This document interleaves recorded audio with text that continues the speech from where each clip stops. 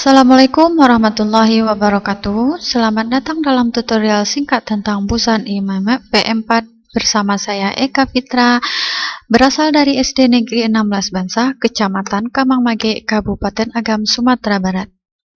Untuk bisa menjalankan aplikasi ini, terlebih dahulu laptop kita harus sudah terinstal dengan aplikasi Busan IMAP. Sekarang kita tinggal klik dua kali aplikasi Busan IMAP V4 ini. Kita tunggu beberapa saat, di layar monitor kita akan timbul gambar seperti ini. Kemudian Bapak dan Ibu, di halaman depan atau pertama kita buka aplikasi akan keluar gambar seperti ini. Gambar yang sangat banyak dan menarik. Gambar-gambar inilah yang akan kita gunakan sebagai pusat, yang mana kita sudah ketahui kalau pusat itu harus terdiri dari gambar dan tulisan. Sebelumnya saya akan memperkenalkan komponen yang ada dalam MindMap. Seperti yang saya bilang tadi, komponen pertama yang ada dalam MindMap adalah pusat. Kita ambil salah satu gambar, kita tulis pusat. Lalu kita ambil create. Akan timbul seperti ini Bapak dan Ibu. Pembuatan MindMap ini dapat dilakukan dalam dua cara. Yang pertama dibuat dengan cara manual. Kita taruh kursor sampai keluar tanda tangan seperti ini. Kita klik kiri, tahan, dan tarik keluar. Kita tinggal membuat. Cabang dari pusat ini disebut dengan kategori. Misalkan kita mau mempunyai kategori itu adalah 4. Jangan lupa Bapak dan Ibu, dalam pembuatan MindMap atau peta pikiran, kita mulai dari angka 1 bergerak searah jarum jam. Kita ambil kategori yang kedua, kita klik lagi, kategori, kemudian kita enter. Dilanjutkan dengan kategori yang ketiga, lakukan hal yang sama, kategori. Kemudian dilanjutkan dengan hal yang sama untuk yang keempat, kategori. Sekarang Bapak dan Ibu, cabang dari pusat adalah kategori, atau pusat ini biasa kita sebut dengan tema. Kalau kategori kita sebut dengan subtema. Cabang dari subtema ini kita sebut dengan hierarki. Caranya sama seperti kita membuat kategori tadi. Kita klik kiri, tahan, akan keluar garis seperti ini, hierarki. Kita enter, lakukan hal yang sama untuk hierarki selanjutnya. Hierarki, enter. Lakukan hal yang sama untuk yang selanjutnya. Hierarki. Kita tarik lagi. Hierarki. Kemudian keterkaitan antara hierarki ini atau keterkaitan informasinya kita kasih namanya korelasi dengan garis putus-putus dengan mengambil menu draw. Lalu kita ambil arrow. Kita tarik mana informasi yang saling terkait tadi. Lalu kita pertemukan di pusat hierarkinya. Kita klik korelasi. Nah, itu dia Bapak dan Ibu, 4 komponen yang ada dalam MindMap. Ada pusat, kategori, hierarki, dan korelasi. Bapak Ibu yang terhormat, sekarang saya akan mencoba menampilkan suatu MindMap yang sudah utuh yang dilengkapi dengan berbagai macam gambar, video, dan LKS. Nah, sekarang kita tunggu sampai tampilannya muncul. Kita tunggu beberapa saat dia sudah loading, nanti akan muncul sebuah MindMap yang sudah lengkap, yang sudah ada file-file yang terkait di dalamnya. Ini adalah tampilannya secara menyeluruh. Materinya itu mengenai sumber daya alam IPS kelas 4 semester 1. Tampilannya kita besarkan dengan mengambil menu zoom, zoom in. Nah, sekarang Bapak dan Ibu, kita sudah ketahui kalau MindMap ini mekanismenya sama dengan cara kerja otak. Yang kita pelajari tadi, ini adalah pusat, ini adalah kategori, ini adalah hierarki. Keterkaitan antara informasi kita kasih korelasi. Nanti kita akan jelaskan satu persatu. Bapak Ibu yang terhormat, seperti yang kita lihat sekarang ini, mind map ini menyeimbangkan otak kiri dan otak kanan anak. Anak yang cenderung menggunakan otak kiri, dia cenderung menyukai sesuatu yang bersifat tulisan, bersifat rapi, bersifat angka. Sedangkan anak yang cenderung otak kanan, dia menyukai yang warna-warni, dia menyukai gambar, dia menyukai imajinasi. Sehingga dengan menggunakan aplikasi mind map ini, antara anak yang cenderung menggunakan otak kiri bisa seimbang otaknya antara otak yang kiri dan kanan, dan begitu juga sebaliknya. Bapak, Ibu, dan terhormat, sekarang dalam file yang sederhana ini bisa kita sisipkan berbagai macam. Contohnya, sekarang Bapak dan Ibu ragu. Jenis sumber daya alam ini ada dua, yang dapat diperbaharui dan tidak dapat diperbaharui. Kita ragu membedakan yang dapat diperbaharui apa, yang tidak dapat diperbaharui apa. Kita bisa menyisipkan catatan di sini. Walaupun tampilannya sangat sederhana, di dalamnya tersimpan banyak sekali informasi. Sumber daya alam adalah sumber yang dapat diperbarui adalah sumber daya alam yang dapat dibentuk kembali oleh alam dalam waktu yang singkat.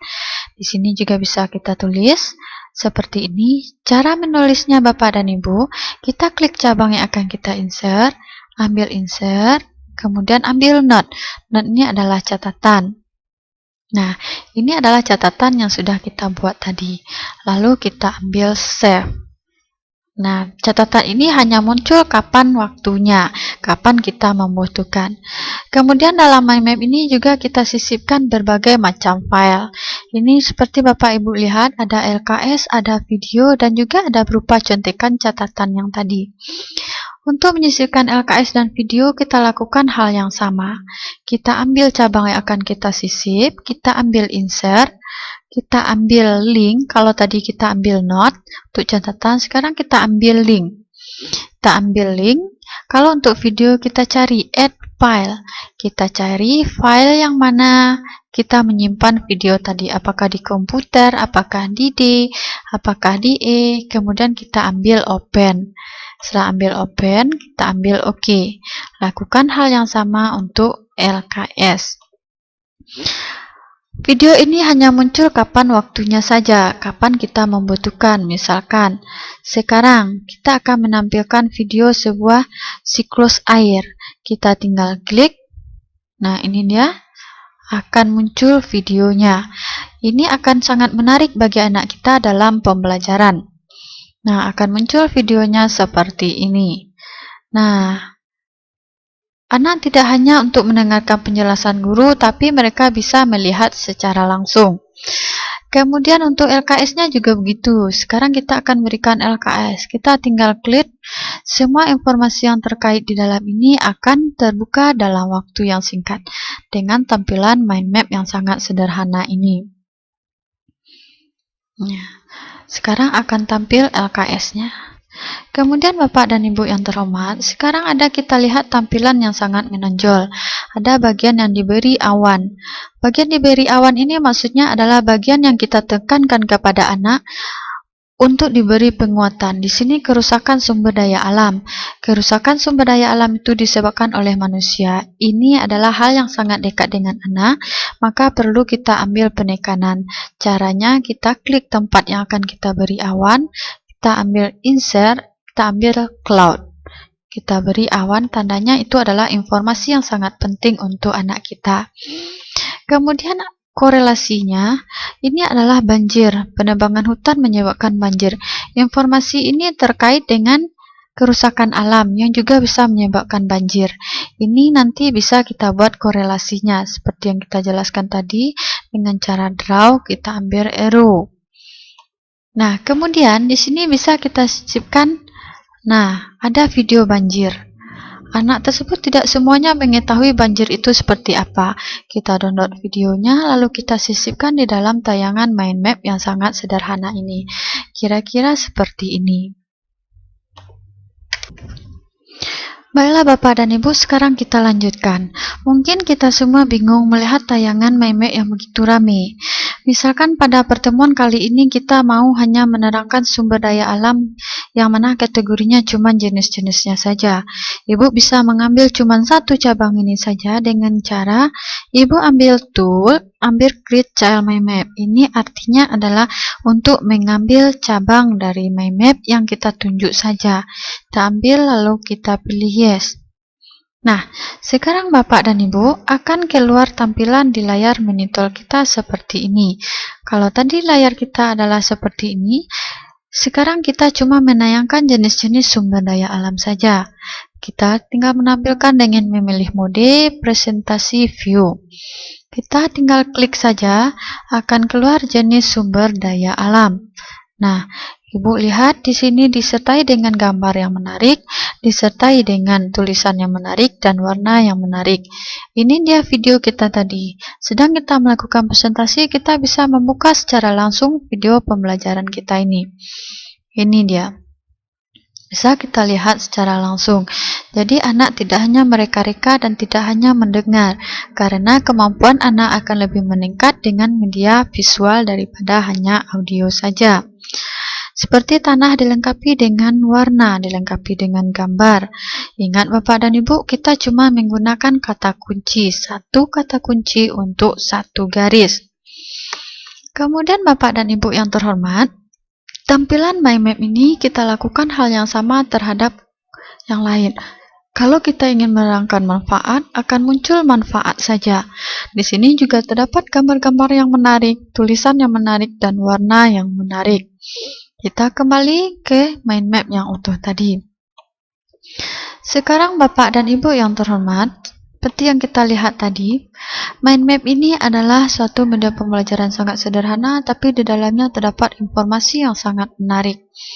Mind map ini tidak hanya dimanfaatkan oleh orang-orang yang punya aplikasi mind map saja, tetapi bisa juga dimanfaatkan oleh orang yang tidak mempunyai aplikasi mind map.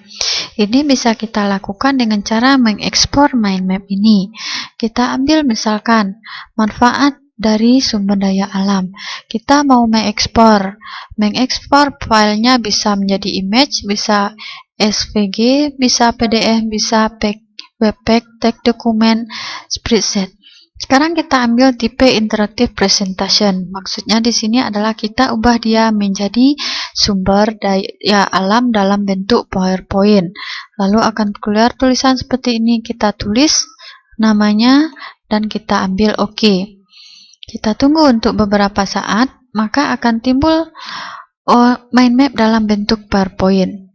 Jadi tidak hanya dalam bentuk PowerPoint Bapak dan Ibu, bisa juga dalam bentuk image, PDF, webpack, text dokumen, atau interaksi presentasi. Nah, sekarang Bapak dan Ibu, ini adalah tayangan mind map dalam bentuk PowerPoint. Kita tinggal tayangkan, sama halnya dengan menggunakan aplikasi mind map tadi.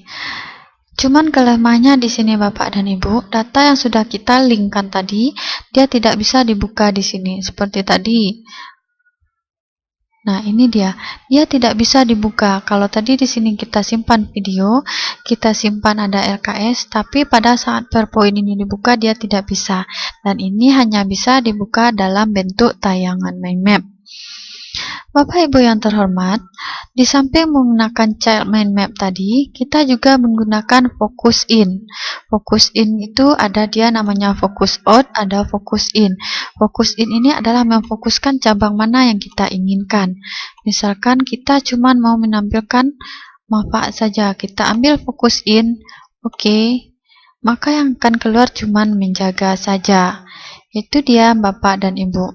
Kemudian untuk menutupnya kembali, kita ambil focus out. Dia akan kembali ke halaman yang tadi. Begitu juga dengan hal yang lain. Misalkan kita mau kerusakan, kita ambil focus in. Maka yang akan tampil cuman adalah bagian kerusakan saja. Sehingga kita lebih fokus kepada penayangan materi. Ini dia bagian penting yang kita beri awan tadi. Dilengkapi dengan gambar. Mungkin ada anak yang tidak tahu dengan pestisida.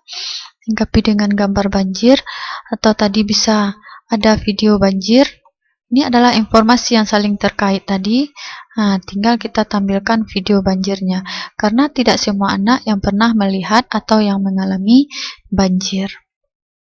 Sehingga dengan melihat langsung merasakan, anak bisa lebih cepat memahami dan ingatan anak lebih bersifat jangka panjang.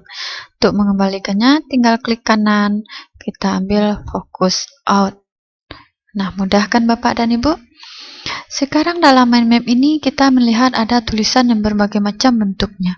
Untuk mengubah bentuk tulisan sama dengan Microsoft Word dan Microsoft Excel yang lainnya. Di sini kita tinggal klik cabang yang akan kita rubah tulisannya, kita ambil tulisan yang kita mau.